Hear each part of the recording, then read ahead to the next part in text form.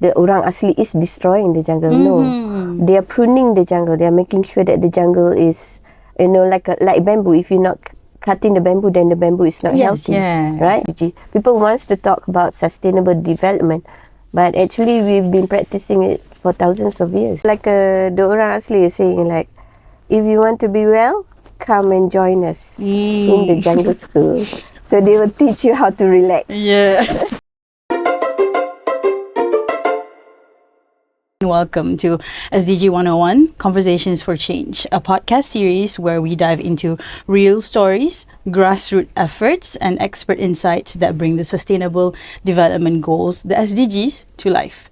In each episode, we explore how individuals and communities are turning global goals into local action, inspiring change for a better, more sustainable future.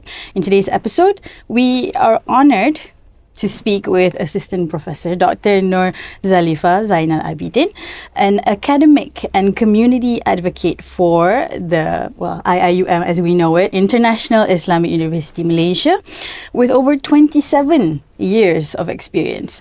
With a background in architecture and interior design, she's deeply involved in cultural heritage and community engagement, especially with the Indigenous Orang Asli.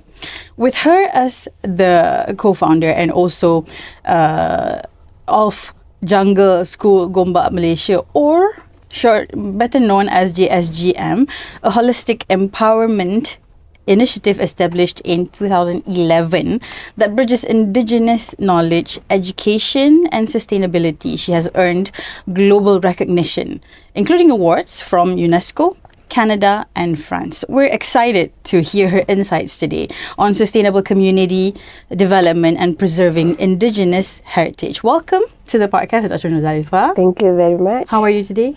A bit just recovered from my flu. I see. But Alhamdulillah, I'm here today. Okay, inshallah. Okay, all right. Thank you for your time. So we'll be picking your brain today on everything that you have on your projects and activities, and also maybe the life that you have surrounding your project. So that's the thing that we'll be discussing today. The big topic is the sustainable livelihood of the Indigenous Orang Asli and Orang Asal in Malaysia, the Jungle School Gombak Malaysia. I will be referring that to JSGM, Holding Hands Experience. So that's kind of interesting to hear. So let's get started. All right. So to begin our conversation, to begin everything actually, I have a very big question for you. It's very long, but if you need me to repeat or ask again, you can let me know. So I'd like to ask you these two things.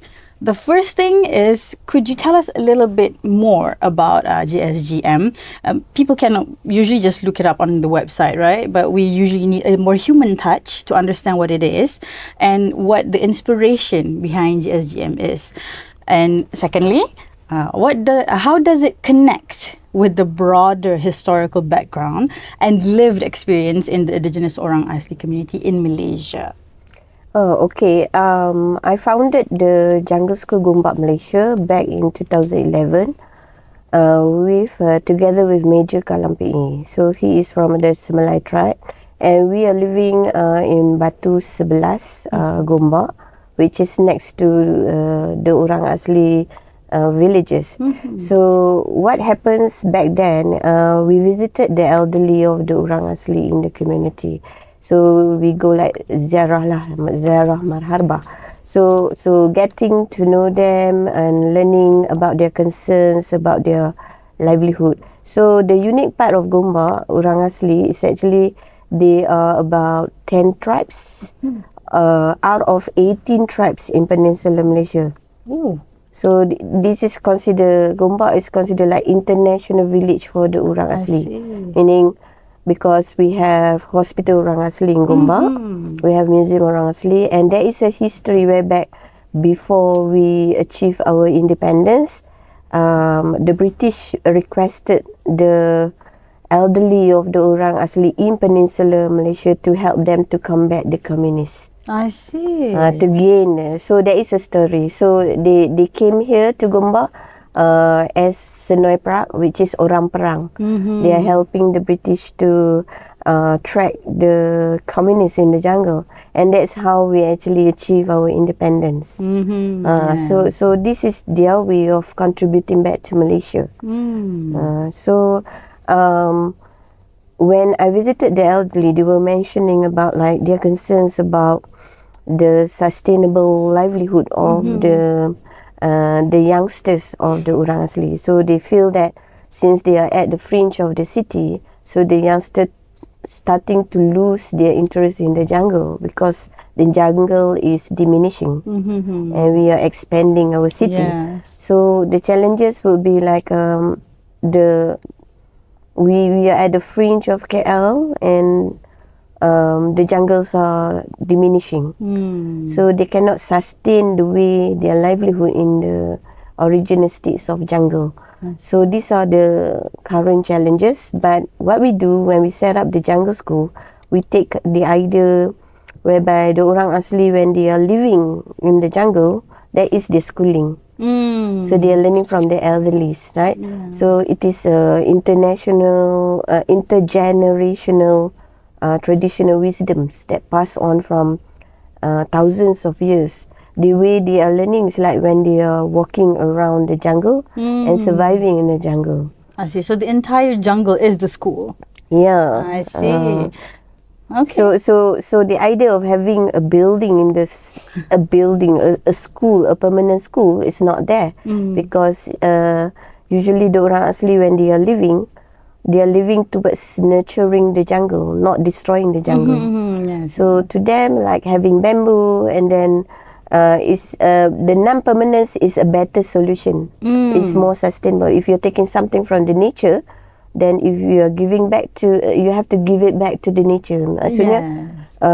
It is not like a concrete jungle. It's a borrowed thing. It's a borrowed, but you have to give it back because you cannot destroy the nature. So that's how they pruning the jungle, taking care of the jungle. And I think that's the inspiration that we got from the elderly. I see. So that's what actually started this whole movement and everything. And I feel like this is the simplest way to explain what jungle school is, right? Because we're explaining the jungle is the school. I see. And I like the word non-permanence there because it shows that we don't really settle into it. We're just there. And then we're returning everything and then making it better by pruning it, as you said just now. All right. That's very insightful. So basically, the Orang Asli, the way they are living in the jungle is they are adapting towards the natural jungle, and they coexist with the jungle. So so there's a lot of misconception about the Orang Asli is destroying the jungle. No, they are pruning the jungle. They are making sure that the jungle is, like bamboo. If you're not cutting the bamboo, then the bamboo is not healthy, right? So these are the kind of like traditional hidden knowledge that the Orang Asli has when throughout thousands of years. That's how they sustain themselves. Okay, that actually makes a lot of sense because we learned that in science as well, right? Because a lot of things that we have to care for, we don't really monopolize it, right? So they have known this for a long time. And as I recall it, you started all of this before the SDGs, right? Yes, it's 2011. So 2011, I think SDG is being formed in 2015. But before that, they have MDG. Correct? So taking note on the SDG, on our part, being the local community, the SDG has to be adjusted according to the local needs, to the local community. So we have our sets of culture and values that we have to sustain. So that's how we maintain our multicultural. Malaysia is very well known having a multicultural, right? So, but at the end of the day, it's about respecting. United Nations was mentioning about the 5P. So later we can discuss on that as well. Okay, all right. I think that covers both of my questions in a very succinct way. Thank you very much for that. I was wondering how you were going to cram all of that in there. It's not easy. But you're a professional. You've been doing this for a long time, right? Inshallah. Okay, all right. So I think this follows nicely into our next bit is where we are talking about how the Orang Asli have been practicing what we call, what we label as sustainability long before the SDGs existed, right? Okay. So which means to explain to people who are just getting into SDGs, sustainability means very simply it's using resources wisely, right? While protecting nature and building better lives. Okay, but then they are thinking about it in the long term. It's not just for now, right? Okay, so now I want to understand and help the listeners to understand, the watchers to understand, how do you localize the SDGs? Because we have made it into different tiers, right? And it becomes very complex for people to understand. So how do you and the community around you localize the SDG framework to fit the community there? Okay. Back then, in 2011, when I formed the 15 years of master planning, it's more towards we call it humanistic experiences. It's the hands-on learning experiences. So we want to showcase the beautiful hidden traditional knowledge of Orang Asli. Like, for example, can I just show you the props? Yeah, of course, go ahead. Okay, I can hold that for you. Yeah. Okay, thank you. So this is we call it 𝗞𝗲𝘆 puzzle. It's actually is totally lost. Okay, it's totally lost, and then we reintroduced back. When we talked to the elderly couple, they were mentioning they are the 𝗞𝗆 couple. So the 𝗞𝗆 is made out of rotan, and rotan has to be in a very healthy jungle. Then you have rotan. So this is a puzzle whereby the future father-in-law tests the future son-in-law on his wisdom. So the symbolism is the shape of the 𝗞𝗆 and the rotan is been twisted as the woman. Okay, and the string is the man. I see. So for you to solve the puzzle, you have to take out the string from the rotan. So this is first level. So you imagine how the Orang Asli choose the future son-in-law. But it started with we have a purse, a mengkuang with purse, bujam, where they put sirih. Okay. So it's always the ladies of the Orang Asli choose the future husband.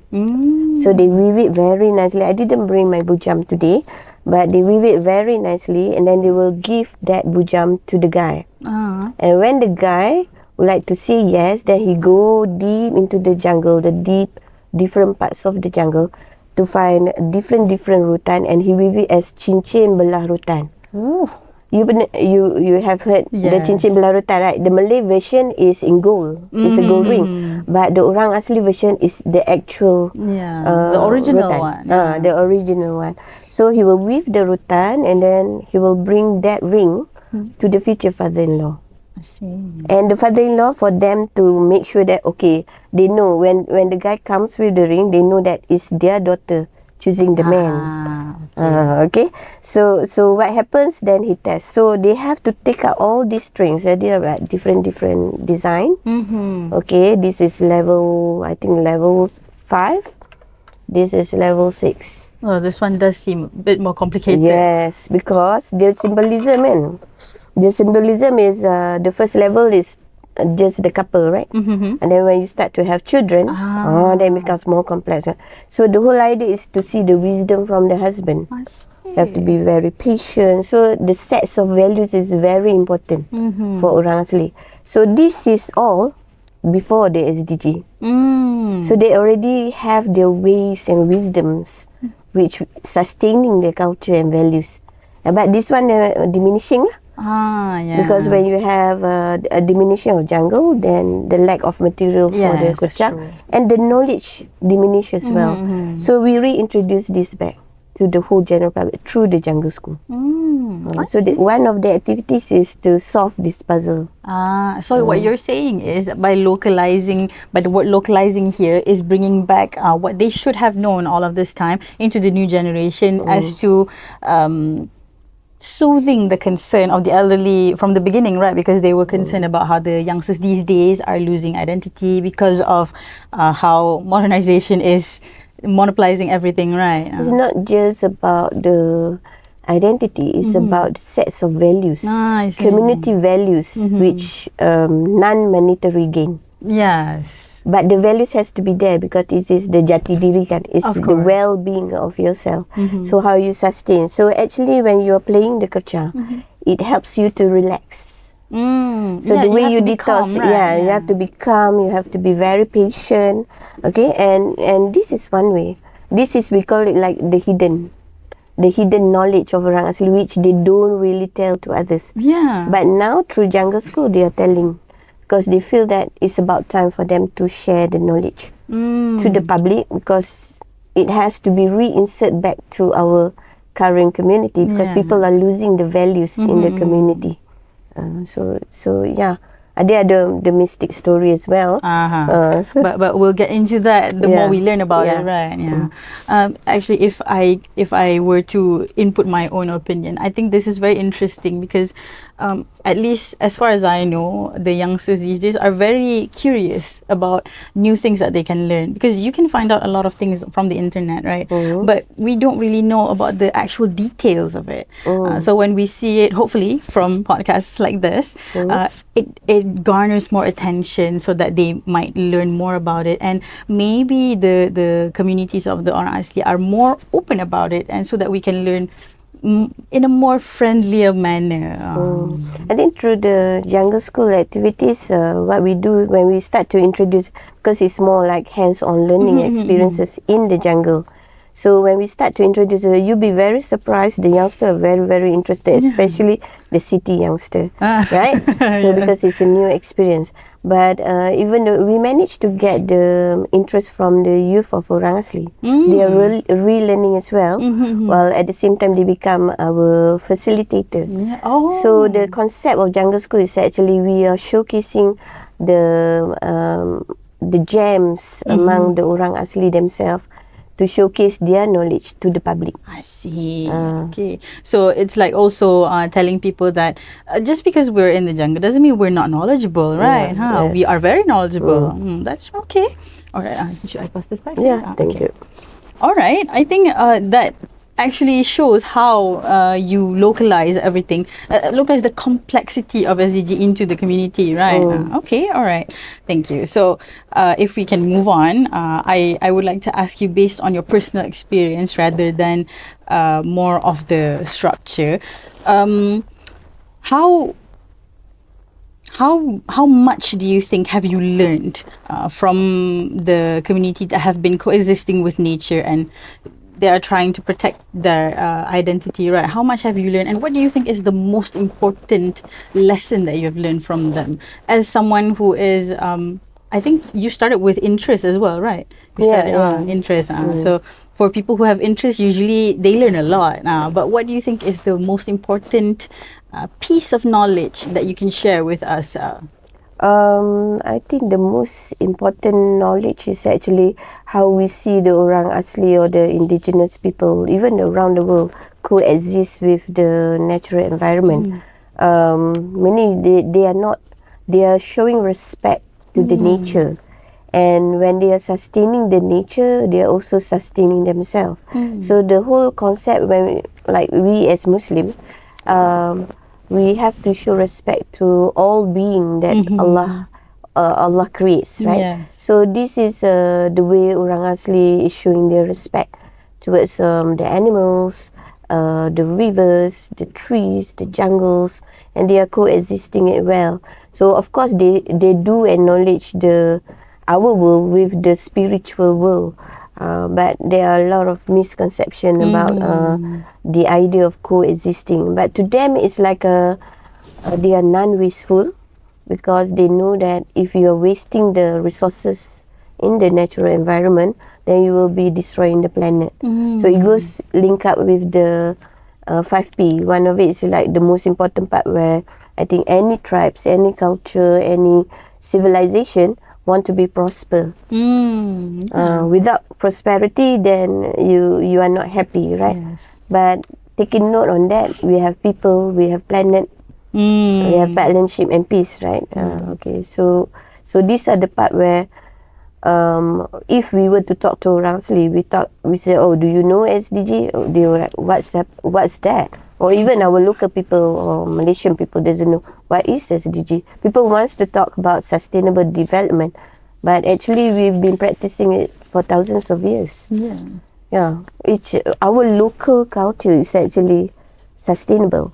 But if we totally forget our identity, then we are not sustaining ourselves. So that's the sets of values that the elderly are saying, that it's very, very important. You can embrace the modernity, but you don't forget your traditions. Because that is part of your culture and that is part of your identity. Yeah. I think that falls under the first P of people, right? People, planet, right? They work together, and finding the balance is actually the tricky part, right? So as you mentioned just now, they have been doing this for a long time, right? And they don't really care about the terms that we have set for them, the SDGs, the complex words, but they already know this. So this is how I would say, like, the simplest way to understand it, because I was someone who had interest in all of this, but because of the words, it kind of turned me off into learning more about it. But then I started learning it from more friendlier people who try to put it in layman's terms for me. So that's how I was like, maybe I can try to learn more about it. And it's interesting because of this project, because it seems more hands-on experience. It seems more hands-on because I am a hands-on person. So I hope that this is, becomes more known to people, so that people like me who have that interest but are turned off by the words want to learn more. Do you cater to more adult audiences? Since 2011. Our visitors are from the kindergarten until elderly, not just the Malaysian, but around the world. So like every month we have like activities, and we've got like edu-tourism activities where people are coming and flying, for example, like flying from Australia or Europe, just to learn about jungle school and to just go back home. Because I think we gone through the pandemic experience, right? So now the wake-up call is like, how do we survive when there is another pandemic? So I think the interest is coming a lot from the non-Malaysian. I see. So what we do is like I think back in 2020 we submitted our innovation. So we have like 9 social innovation. Then we send it out for invention competition. It's like innovation competition. I think we've got 21 international awards now since then, and 16 national awards. So is the way we do it is actually we are showcasing how the Orang Asli is sustaining themselves in a sustainable manner. And they have that sets of knowledge, we call it hidden knowledge, which they do not disclose to the global public. I'm pretty sure all indigenous around the world is having lots and lots of localized wisdom in the jungle, surviving. And that's the beautiful part of things that I'm learning until now. And I feel like back then in, I think 2021, UNESCO Education for Sustainable Development, they have announced jungle school as best practice for the indigenous. Congratulations! So since we got that, I think the latest one is 𝗞𝗲𝘆 innovation. We competed 90 countries and we got platinum, number 1. Competing with others. Meaning you are competing with all those innovators who are doing robots and all, but we won under our traditional knowledge. So this is the beautiful part. Malaysia have lots of hidden knowledge, which we should be showcasing and be very proud of. But I think because it's so hidden, then we have to outreach lah. But now, with the consent of the elderly, they say that it is about time for them to show to the world, because they feel that the sets of value is very, very important to sustain the culture or any civilization, and they feel that like we as the city people, we totally forget our roots, right? So they say that you have to back to basic, go back to nature and learn from the nature. So that's the beautiful part of what in Islam as Muslim we have to learn from the creation from Allah, the beauty that Allah gives surrounding us, right? Okay, this is just an additional thing because I'm a bit more of a tech person. Is there like a term that we can use for to search this maybe in Bahasa or in English, like hidden knowledge?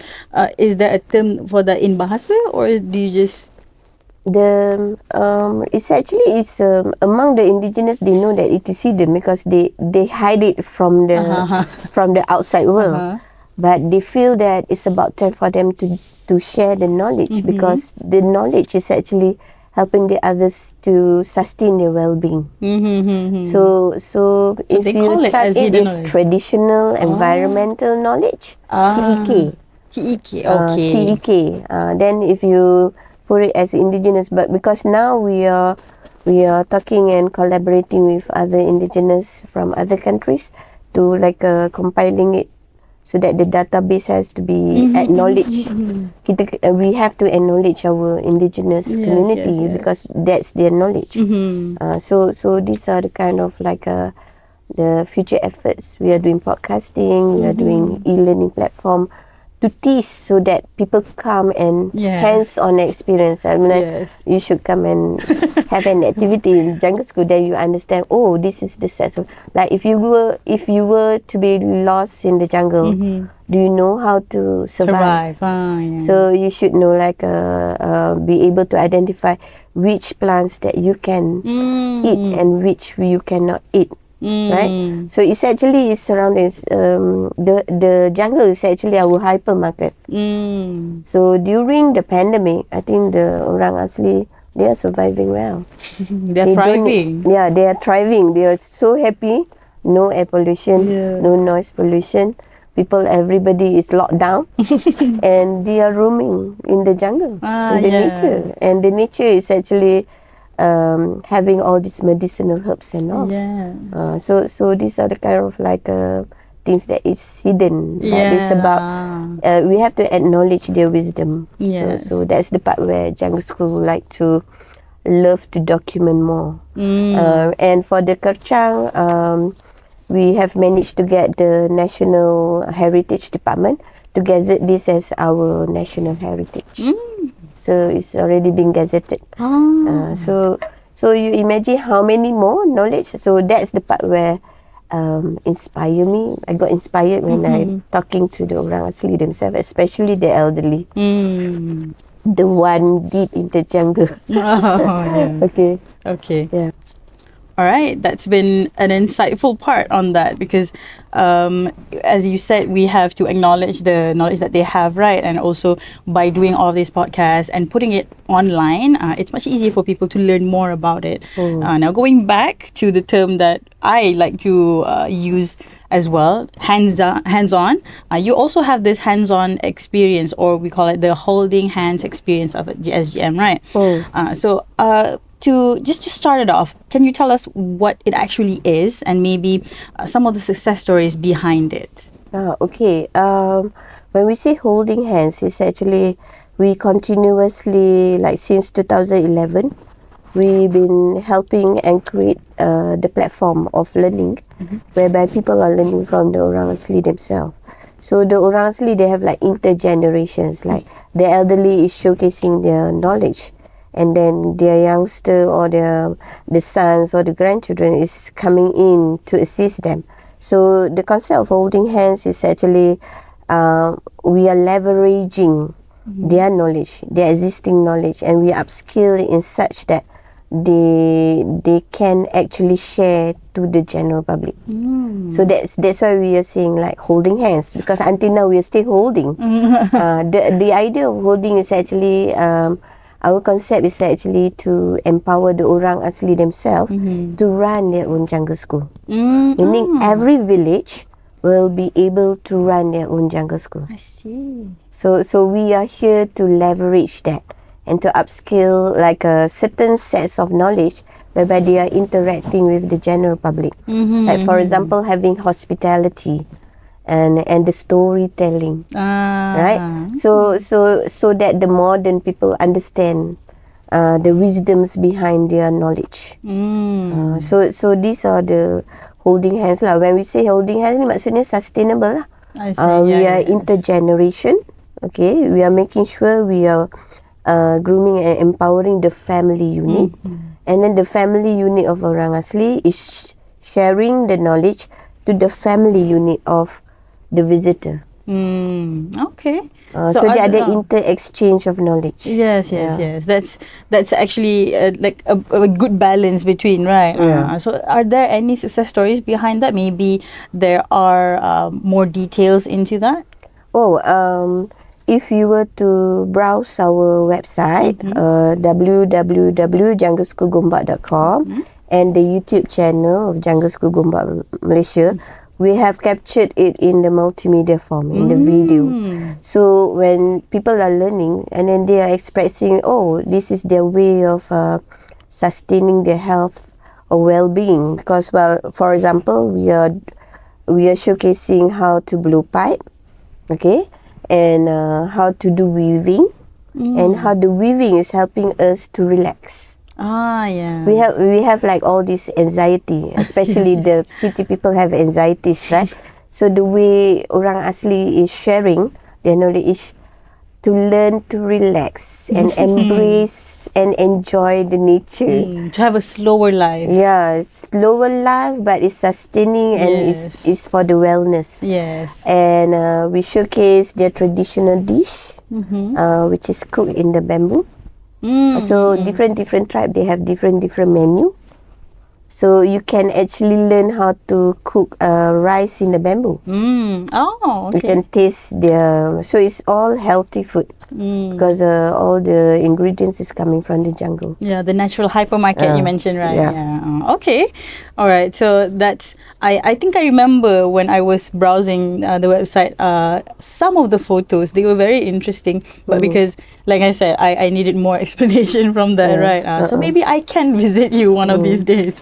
When we do the website, it's more of teasing. Yes. It's like getting people to be curious, and then the best moment is actually experiencing yourself in the jungle, because the urban jungle and the natural jungle is not the same. Of course, there's such a big difference.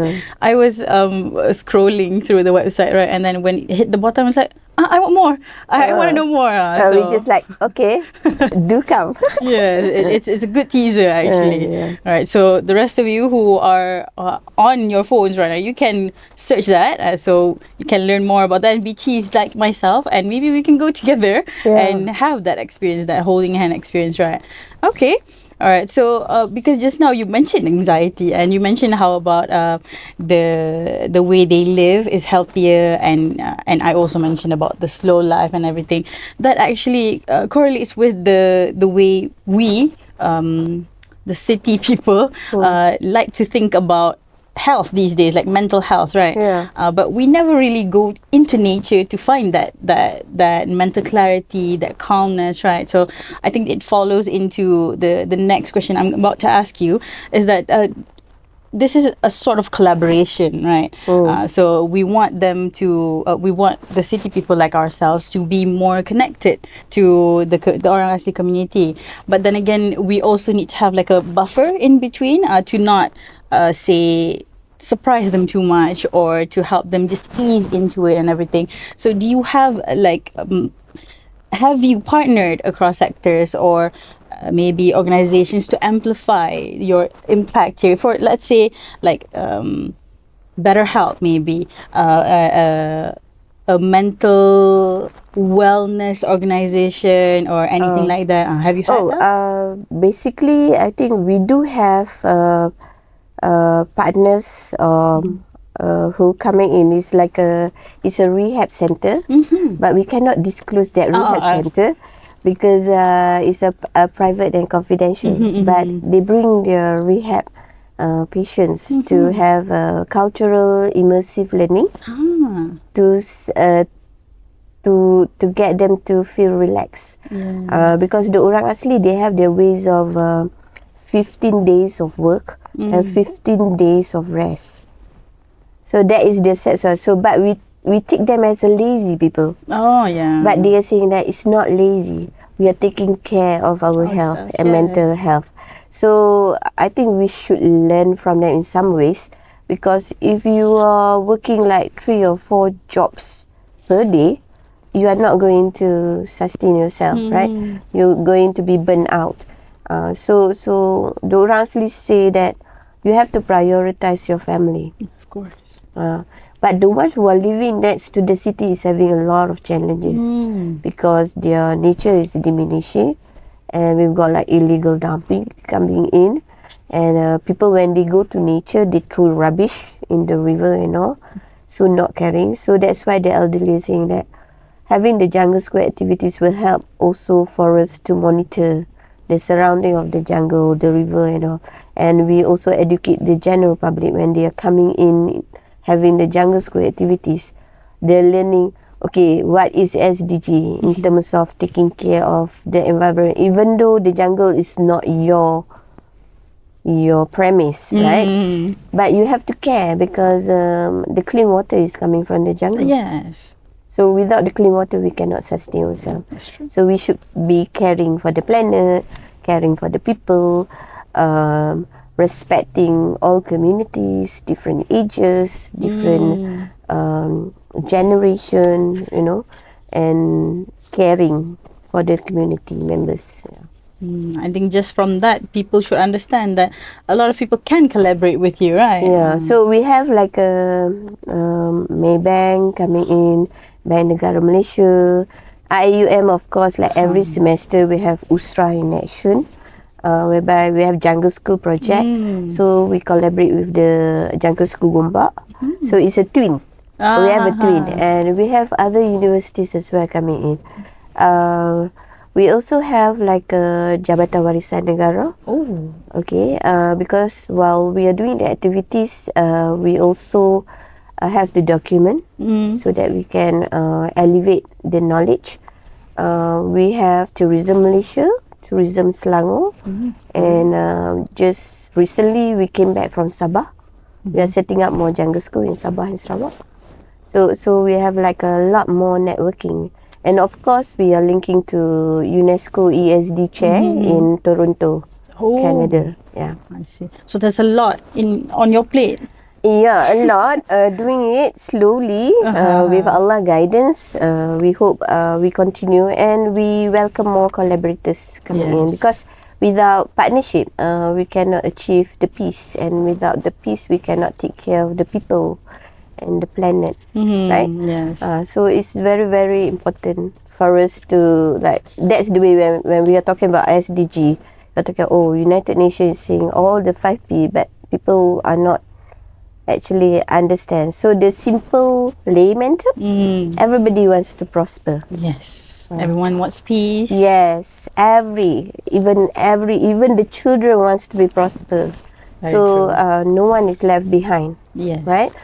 So these are the concept that even in Islam, we should be governing. So following the maqasid al-Sharia, we have to take care of the whole world, right? So that's the beautiful part of Islam that we should be showcasing, and I think the Orang Asli, they understand that concept. It's just the way like how we show Islam is caring to everyone in the world. I think the difference between them and us is that they understand it more wholly, from the heart, from the nature around them, and we understand it from theory first, from the lessons in class, right? Yeah, practicing. It's a livelihood. Yes. Like it's a simple basic things, basic needs, which any layman will understand. You want to prosper, so you have to be well. Yourself have to be well first, and then you can take care of the others. If you're not taking care of yourself, then you cannot help the others. So I've gone through like I recovered 7 stroke. Oh my. And nature therapy is my solution. I see. I'm not taking any medicinal hospital. So you're one of the biggest success story here, actually. I recovered since then. Yeah. It's amazing. So this is one of the health part of the success story. That's amazing. So you know, academicians have a very hectic lifestyle, okay? So during the weekend, I go to jungle school. So that's the way I balance my livelihood. So I think it's if you see the way our elderly, since this traditional way, it's actually self-sustaining. We totally forgot. We push ourselves towards like wanting the monetary values, and we forgot all the other values, the traditions, the customs, the lifestyle. We should be asking ourselves, do we want to be sick in order to get more money? That's a very big question. Yes. Okay. That's I think that ties all of the things that we've been talking about today very nicely, because as you said, it all comes back to the prosperity. That's what we want, and we need the balance between everything that we have, which covers our health as well, right? All right. So like the Orang Asli is saying, like, if you want to be well, come and join us in the jungle school. So they will teach you how to relax. Yeah. Especially for those who don't know how to relax, right? We totally forget how to relax because we are like chasing our deadlines and all. That's a big word as well, deadlines, chasing it. So before we close today's episode, I would like to ask if you have anything you would like to add or to let the listeners or watchers know. Okay. I would like to make a special acknowledgement to Orang Asli in Peninsular Malaysia, especially the ones that we've been working with, like different stakeholders, JAKWA, the Ministry of Finance, the Ministry of Tourism, IIUM, especially International Islamic University Malaysia, and my Kuliah of Architecture and Environmental Design in UIA, Gombak, and also all my flagship project members. They are in Kuantan, in Gombak, and in Gombak. They've been helping me to document and also giving support, having different activities in Pahang, Perak, Johor, of course in Selangor, and I think our coming up soon is in Sabah and Sarawak, and we hope all this collaboration will inspire more Indigenous Orang Asli to come out from their hidden jungle to share their knowledge to the public. But in doing so, we are here to help the Orang Asli and Orang Asal in Sabah and Sarawak to be part of the partner and the holding hands partner to showcase your wisdoms to the public. And we hope the public will, our ways in supporting our Indigenous to share their knowledge is to come and experience the jungle school immersive learning experiences in the different parts of the jungle in Malaysia. So we hope you can collaborate with us. Should you want to outreach us, do browse the website, or you can email us jungleschoolgombak@gmail.com. So my name is Dr. Norzalifa. I'm the founder. All right. Okay. I think that also covers everything. And it's important for us here to understand why the whole thing about SDG, why it matters, is because of projects like this, because of the intentions like this. It's the reason why, rather than understanding the complex words or the labels that we've put, this is the main reason why, because we want to help people, we want to have a better environment, and we just want to have a better life to prosper. Okay, all right. So Dr. Norzalifa, thank you very much for sharing how Jungle School has highlighted some of the very important parts of SDG. Okay, so I thank you for your time, and also if, let's say, anybody contacts you, I hope to see you with them as well, because it's very interesting now, even more interesting than before. Okay, all right. So for our listeners, thank you for tuning in. if you've been inspired by this episode or this entire project or by Dr. Norzalifa herself because of her own success story with her health, so follow us on social media and stay connected. Join us again for SDG 101, Conversations for Change, where we continue highlighting voices and stories driving real impact. Until next time, stay informed, stay inspired, and stay committed to change. Thank you. Thank you.